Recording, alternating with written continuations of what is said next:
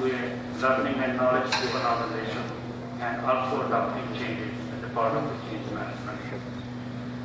Just giving some example of the process in terms of our workers, the HR process, we have the fresh recruitment of the workers, which is direct recruitment. Give them the skills and personal development as a part of the process of training, whether to train them on the job, off the job, competencies through the training center that are established in the organization, and then the empowerment of the people through various processes right from the worker level, their involvement into groups, group learning through quality circle, guidance, suggestion schemes, PPM, pilots, etc. Just one example I'm just sharing with you. These are just the, there are very detailed, structured process to process that. Even to recruit and executive training, the process has been involved over a bit of time. That how you requisition to the need of the organization to plan the recruitment, invite application, go through a process of scrutiny, written test, personality test, training, placement, selection. So these are just a generic view of the process as there, but actual detailing is much more and much in detail and time and process consuming. This is a typical manufacturing process. You go from one function to another function and keep on adding value till to take the products to the customer, placed through the distribution network. There is a product development process, which again is a generic from the understanding from the customer needs, the technical evaluation of the product, the technical commercial viability of the product, the development activities to be developed required to do that R&D, sampling and prototype, and ultimately customer trial. I had also studied one example that how the Toyota company develops products, and it's a very complex product development system. Only one activity, when they understand that how the new model should create a new feature, the kind of study they do at the consumer behavior point of view. And there was one case where the Toyota R&D team, how they study the consumer behavior, every day they will collect at the Disneyland parking place where the customers, people will come in their vehicles, they will park their vehicles and come out of the car, and they will study the behavior of the customer, of the driver, that how it parks the car, how it comes out of that, how much is steering and other places, what are the adjustment he is doing, and they will do all the video photography there. And ultimately collate that information collected over a period of months together for such analysis to design a proper steering wheel. Now this is the one organizing raw materials, manpower, financial budgeting, monitoring and control on the process. We have one of the area which I handle personally, the sewing service, the supply of various types of products, various types of articles in different colors, manufactured in different plants, which have the stock keeping units which are over about 70,000. They have to be managed. Very difficult to manage manually, both in production, in processing. And it's an automatic replenishment system. And the system works in a manner that when you sell even a single unit in any place in Kochi, it immediately triggers the production at the chart. So that's the kind of the process, which is a very detailed process again on customer servicing to facilitate the organizational operations. The customer service process is again, when a customer is specialized in events, it goes to a particular branch to be collected for execution. They verify from the branch the material is available, otherwise refer it to the factory for manufacturing. Product is manufactured there, there's quality control and checks, and then dispatched from the factories to the customers, and it's basically up to the payment and cash cycle. Similarly, the export products, the process, how we have defined that, how to really interact with the international customers, right from the inquiry stage to the ordering, to the manufacturing and final product, to the bank documentation, negotiation, and getting the money back home.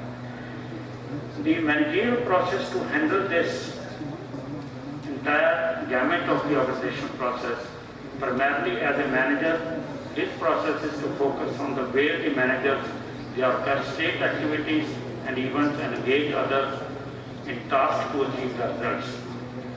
The execution and implementation through organizational processes, how the goals are developed, how resources are allocated, how the individual efforts are coordinated, how the performance is measured, controlled and improved, involves efforts to manage the environment as well as manage individuals. Environment means within the organization, the social environment, the institutional environment, the normal environment of maybe part of the pollution control or so. They demand skillful questioning, listening and acting as a manager. The manager has the challenge for manager is to shape, prod and direct their organization through words and deeds so that larger goals are realized by direction setting. Means the manager has to ultimately give direction to his people, whether as a departmental manager or as a unit managers or as part of the management team. By negotiating and selling, means negotiating within the organization and selling the ideas within his own people, preparing them, taking them along with, and monitoring and control their outcomes, and help evolve a learning organization.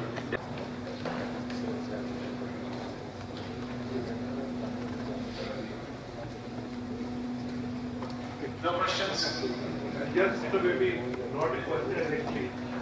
The first part of presentation seems that as if the management this is a very limited kind of a process where goals are set by either the owner or the board or somebody else, and management is as if only to execute, and that too in short run only. Would that be really, wouldn't these activities intermingle somewhere where management actually, what we call manager, actually becomes part of the decision-making process in the goal setting also, and also would look into the long-term sustainability of the company? I think my focus of the management, we were just defining how the management and leadership. You start from a management as a manager to ultimately evolve and go into the leadership. So they are not, cannot say disjointed. They are in an integrative, supporting and supplementing. Management is a prime role of the manager. It is true that the decision-making process is not a one-man activity. Even a managing director has to take decision by involving manager, and a manager has to take decision by involving his people down the level. And that is what the management process is, a decision-making process of an organization. So it is not that they are in isolation, they are in a continuum and they are in an embedded and integrated manner. And this we face day in and day out in the organization. Which processes are the most difficult to lay out or execute? Excuse me, sir, may I? Lay out is to have processes in product management. As far as the process, product management is a very comprehensive product because it deals with not only the development of a product but manufacturing of a product and also the marketing of a product. Because product management itself becomes a kind of an SBU, it's a sub-business unit. And ultimately, the management of that will involve a multifunctional across the organization. It starts from the market, goes to the organization, goes to the technological levels, and if the process is there, it's not that process is not there, it may deal, a product may deal across the businesses also within our organization, it may deal across many units of the organization. So specifically the processes are structured. Sometimes they may not be written in a very fine-tuned manner, in a so detailed manner, but they are actually implemented and go through stage to stage, because a process is a stage-by-stage activity. And therefore, in a product management, ultimately you have to start with first the customers. What is required in the marketplace, what the customers are asking for. And then take that from the customer side and then go into that how it is different than what products you are already supplying, whether you need to modify or work on the existing products, or you need to develop a new product altogether. You have to add some values to the existing products. Now that is a part of the experimentation, development in your research and development. It may not require new materials to be sourced. You have to go back to the suppliers, material from where to be available within India, outside India. Those are the kind of things which scene has to be taken. So in terms of, you had mentioned that which is the most complex part of the processes. I don't think any process is very simple. In my view, the most difficult part is always the change management process. Because once you have to imbibe a new technology or adopt a new technology or adopt a new kind of even a new, ultimately new requirement of the customer, that also could be changed. A product may be totally, absolutely may be changed into a new product. For example, today people are now talking about, today we're dyeing textile dyeing by using water. It's a wet processing. The technologists are working and there's a lot of research is being done now. Can we do the textile processing without water? Now this will be a revolutionary change. And to adopt such type of change will be the most difficult in terms of 2-3 organizations. For example, if you are washing like cloth, we give our cloth, if we wash at home, we use water. When we give it for dry cleaning, it's a dry cleaning. So taking idea from that, the scientists have developed why cannot the whole textile world could be dry cleaned and processed, and you can give or induce color without using water. You can impregnate colors into the fabric. Those kind of things. The system should work rather than the individuals, and system further contains the processes, or what's the relationship between these systems and the processes? I think systems are a couple of things. The systems have to be developed which are for each operation of each stage and each activity. You have to set a system. So it's a more the micro level of the process.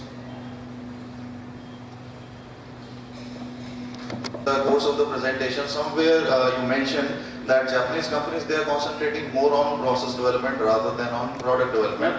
They are spending twice the time on process development than on product development. Yeah, precisely, sir. My question is in the Indian context. As we know that India is one of the emerging markets. Our companies are growing. We have our own Indian multinational companies.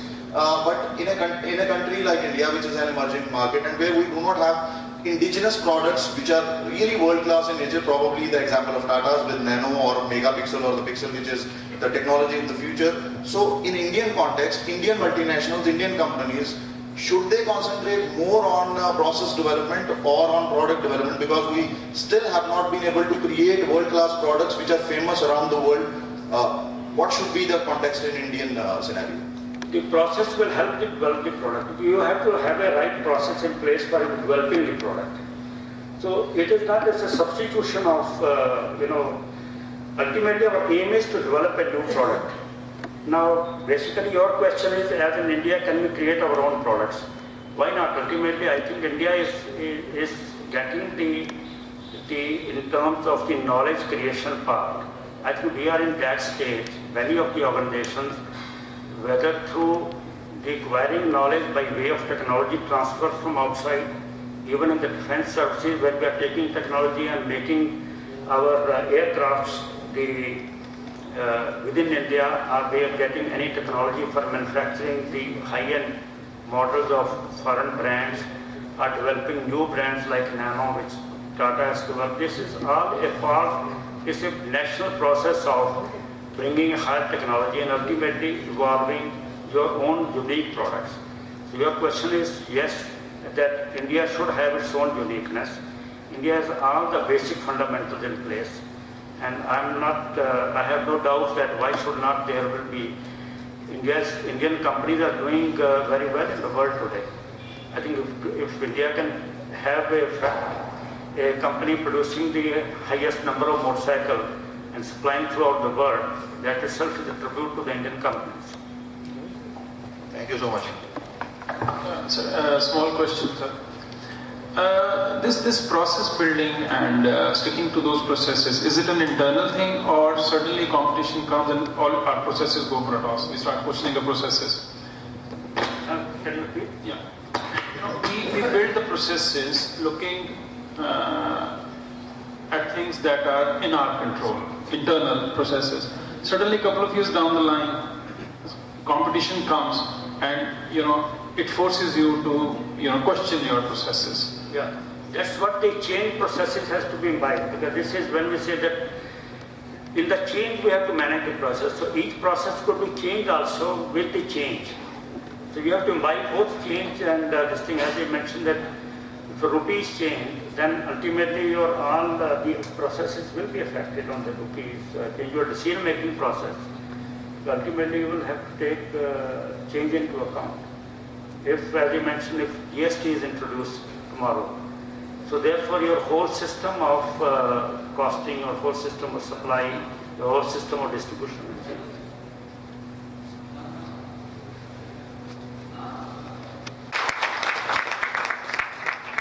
Thank you, Mr. Sharma. Mr. Sharma had categorically instructed us for two things. First of all, no formal reading of his introduction, and second was no flowers, no bouquets. So we have complied with both the things, although it's against the process that we have in LMA. So, but we have customized the program according to you, Mr. Sharma. Thank you very much. Dr. Khan, can you request Mrs. Khan to be okay? To make it even more globally competitive, we want to be known on the world map as the city. So what more needs to be done? Before Mr. Sharma replies to this question, I would like to add one small piece of information here.